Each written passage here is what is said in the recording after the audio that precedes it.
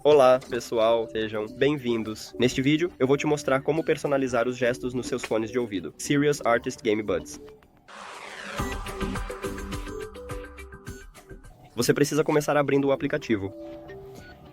Agora vá para as configurações no canto superior direito. E bem aqui temos o mapeamento de botões, então clique aqui. E agora podemos personalizar apenas o pressionar uma vez e o pressionar duas vezes para o fone esquerdo e o fone direito. Então, para o pressionar uma vez para o fone esquerdo, eu prefiro usar o assistente de voz móvel.